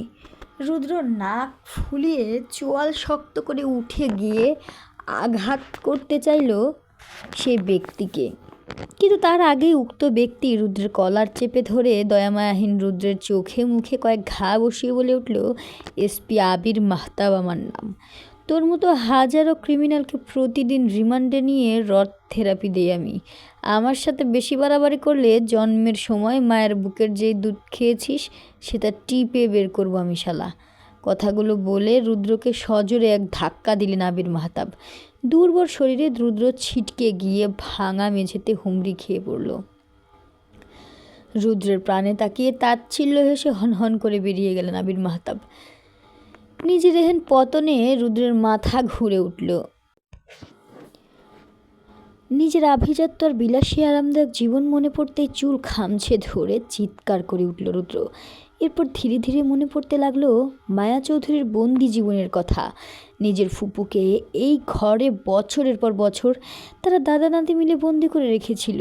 সরফরাজ এই বাড়ির আনাচে কানাচে ঘুরে বেরিয়েছে, অথচ ঘরেও টের পায়নি তার মায়ের অবস্থান। মা মা করে কত কেঁদেছে ছেলেটি। প্রতিশোধের মোহে অন্ধ হয়ে সরফরাজের আড়াল করে বছরের পর বছর বিভিন্ন মেন্টাল হসপিটালে জোর করে ভর্তি করে রেখেছে রুদ্ররাজ নিজে। রুদ্রের হাতে পায়ে ধরে নিজের মুক্তি চেয়েছে মায়া হাজারবার, কিন্তু কঠিন রুদ্রের মন গলেনি। আচ্ছা, সরফরাজের বাবার হাতে রুদ্রের বাবার প্রাণ গিয়েছে। সেদিন সাদফ শাহজাহান চাইলে রুদ্রকেও মেরে দিতে পারতেন, কিন্তু তিনি নিজের পোশাকের সাথে বেইমানি করে রুদ্রকে বাঁচিয়ে দিয়েছিলেন। এর প্রতিদানে মায়া চৌধুরীকে কি দিয়েছে রুদ্র? কঠিন জীবন মৃত্যুর সন্ধিক্ষণ। এত কিছুর মধ্যে কি আদৌ সরফরাজের কোনো হাত ছিল? নিজের প্রশ্নের উত্তর রুদ্র নিজেই দিল। না, সরফরাজের কোনো দোষ ছিল না। সেও তো রুদ্রের ন্যায় ছোট বাচ্চাই ছিল। তবে রুদ্র কেন সরফরাজের তার মায়ের জীবন এমন নরক করেছে? শেষ চেকমেট তো সরফরাজ দিল। তাদের নানা নাতি দুজনেরই তো পতন হলো। তবে কি সুভান চৌধুরীর ন্যায় রুদ্রেরও মৃত্যু সন্নিকটে? আর ভাবতে পারে না রুদ্র। ক্ষুধায় পেট উগলে বমি পাচ্ছে তার। সে দৌড়ে গিয়ে টেবিলের উপর থাকা খাবারের বক্স হাতে নিয়ে উম্মাদের ন্যায় খুঁজল। তারপর হাত না ধুয়ে গপাগপ খাবার গিলতে লাগলো। খাবারে অতিরিক্ত ঝাল খাবার একদমই খেতে পারে না রুদ্র। তার কান গরম হয়ে মুখ জ্বলে হেঁচকি উঠল। আশেপাশে কোথাও পানি নেই। পাগল কুকুরের ন্যায় জিভ বের করে হা হা করে রইল রুদ্র। তার শরীর অস্থির হয়ে উঠেছে। ঝাল কমাতে নিজের হাত চাটতে লাগলো রুদ্র। এরপর পানি পানি বলে চিৎকার করতে জ্ঞান হারালো। হসপিটালে 15 দিনের চিকিৎসার পর ছুটি হলো সরফরাজ আর অভিরূপের। দুজনেই এখন বেশ সুস্থ। হাঁটাচলা করতে কোনো অসুবিধা হয় না। মাঝে মাঝে কাশি উঠলে বুকে ব্যথা হয়। নেলি সকাল বিকাল অভিরূপের বাড়িতে গিয়ে অভিরূপের খোঁজ খবর নেয়। সরফরাজ বাড়ি ফিরেই নিজের ইমার্জেন্সি টিকিট কাটিয়েছে ক্যালিফোর্নিয়া যাওয়ার উদ্দেশ্যে। লুইসের দেহ এভাবে রাখতে তার কষ্ট হচ্ছে। যত তাড়াতাড়ি সম্ভব লুইসের সমাধি করা আবশ্যক। সরফরাজ ড্রয়িং রুমের সোফায় বসে ল্যাপটপে কিছু কাজ করছে। মায়া নিজের ঘরের ছাড়া মোছার ব্যস্ত। এখন তিনি অনেকটাই সুস্থ হয়েছেন, ওষুধ চলছে নিয়মিত। এমন সময় হাতে একটা খাবারের বক্স নিয়ে ভিতরে প্রবেশ করল রূপকথা। রূপকথাকে দেখে মায়া খুশি হয়ে এগিয়ে এলেন। রূপকথা মায়ার হাতে খাবারগুলো পাঠিয়ে বলে উঠল, মা পাঠিয়েছে, গরম গরম বিরিয়ানি আছে, এতে খেয়ে নিন। রূপকথা আর চোখে সরফরাজকে একবার দেখল। মানুষটা এখনও ল্যাপটপে দৃষ্টি গেঁথে বসে আছে। সরফরাজের বেখেয়ালি আচরণ রূপকথার রাগ সপ্তম আকাশ ছুঁল।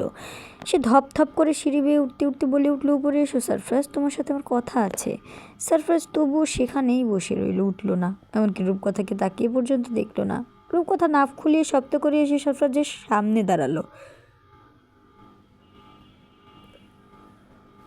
এরপর ল্যাপটপ কেড়ে নিয়ে বলে উঠল, কি হলো, কথা কানে যাচ্ছে না? সরফরাজ অনেকক্ষণ পরে মুখ তুলে রূপকথার পানে দৃষ্টি পাতল। এরপর শক্ত কণ্ঠে বলে উঠল, কেন এসেছ? সরফরাজের এই প্রশ্নে রূপকথার মাথায় আগুন ধরিয়ে দিল।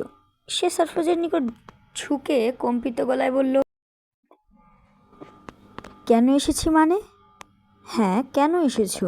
এই বাড়িতে কি আছে তোমার? কি আছে মানে? কি বলতে চাইছো, ক্লিয়ার করো।